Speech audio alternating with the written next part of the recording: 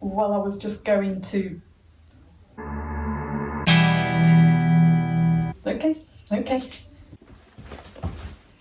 A new year and a new instrument to show you.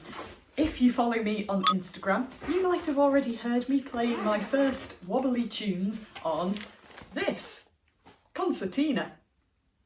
Recently I've been thinking that I would like an instrument that can provide a sort of driving rhythm to the pieces of music I put together on my recorder and with other instruments. And hopefully that is something a concertina can provide once I learn how to play it. I knew nothing about concertinas until a couple of weeks ago when I started researching them, and I definitely didn't know how much they can cost. An entry-level basic beginner's model can set you back around about £400, and they only go up from there.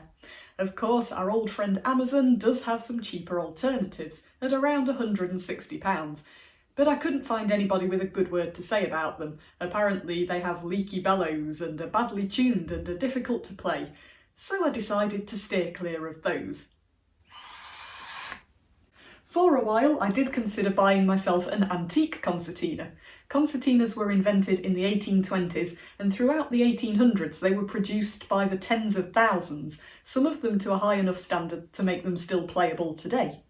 I found a beautiful looking concertina that dated from 1860, and I think it was about £140. I came this close to buying it, but then I realised that concert pitch wasn't standardised in the 1860s, so the concertina might well be fine if I just wanted to play it by itself, but I don't. I want to add it to other instruments and it would have just sounded out of tune.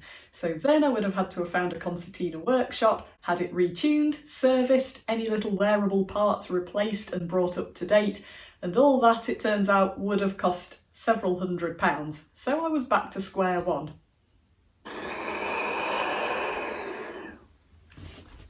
I thought I was going to have to give up on the idea of a concertina. They were just too much money. But then I realised there was one place I hadn't tried that never lets me down.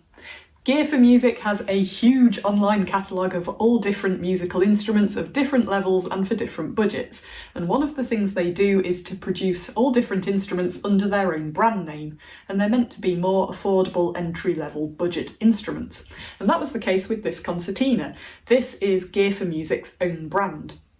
I couldn't find a ton of reviews about it, but the ones I did find were generally positive. Apparently the instrument is well tuned and reliable enough for a beginner to get started on. So I went ahead. I got mine in the clearance sale thingy, but I think I'm right in saying that when these aren't on sale, they still cost over £200, which isn't an inconsiderable amount of money. So we'd better have a closer look at it. Looks-wise, I don't think it's too bad. It's certainly a bit better than I was expecting anyway. Sure, it isn't in the same league as a beautiful handmade wooden instrument to look at, but it's not too bad. It's got a kind of rough and ready charm to it. The bellows maybe feel a little bit stiff when you're pushing them in and out, but I've got nothing to compare it to. This is my first concertina, and maybe the bellows will soften up with playing anyway. The straps are leather and they feel really soft and comfortable. They're also adjustable, dependent on the size of your hands. There are several different types of concertina floating about. This particular one is an Anglo concertina. The Anglo system means that each one of these buttons will give you two different notes depending on whether you are pushing or drawing the bellows.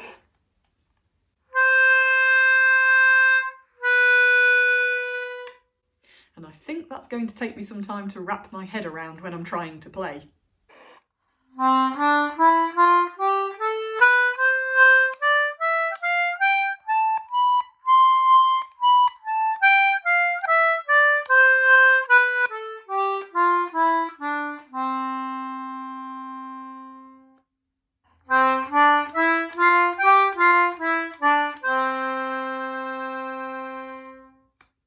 There are also a few different examples of Anglo concertina. They start out with just 10 buttons, so you would have just one row of buttons, 5 buttons on each side of the concertina, and they generally play in a C major scale. Next up, there are 20 button Anglo concertinas, which would give you a C major row and a G major row. And then there are these 30 button Anglo concertinas, which gives you the C row, the G row, and then this top row is all accidentals, flats and sharps, to technically allow you to play in any key. How a concertina layout works is that you have your lower notes on the left-hand side and the higher notes on the right-hand side. Down here we have the lowest note.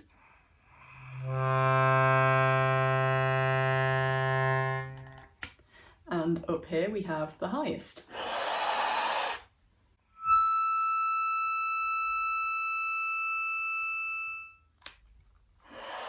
If you want to play chords, you need to press down more than one button. There's no way to make one button play a chord like there might be on an accordion.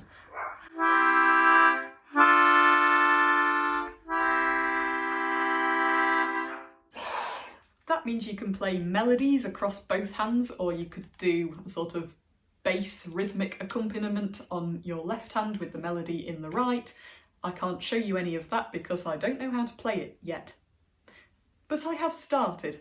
This arrived on the 28th of December. It is now the 3rd of January, so I've only had it for a few days, and during those few days I have not managed to grab much time at all to practice it. I've had the odd 5 or 10 minutes here and there. But I have managed to learn just one note melodies at the minute. There's Twinkle Twinkle Little Star, Frere Jacques, and Oh Susanna. I should have also mentioned that as well as the 30 buttons for playing notes, there is also this extra 1 button here controlled by the right hand thumb, and that's an air valve. Anytime you open or close the bellows without playing a note, you must use the air valve, otherwise you'll break your bellows, and nobody wants that.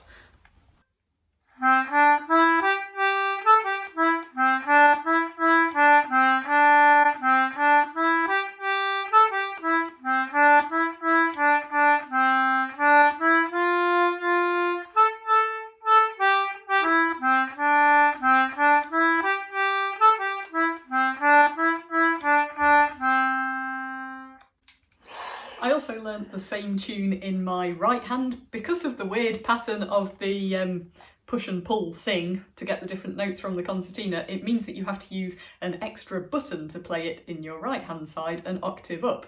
You only need to use 3 buttons for Oh Susanna on your left hand. It's a great beginner's song, but it's 4 buttons and a slightly different fingering pattern for your right hand side.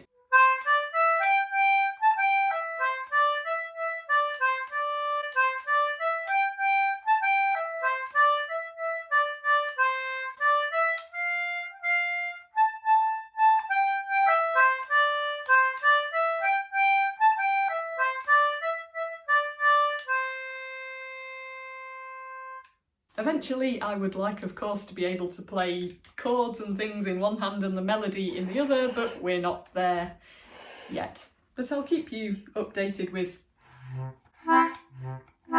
progress.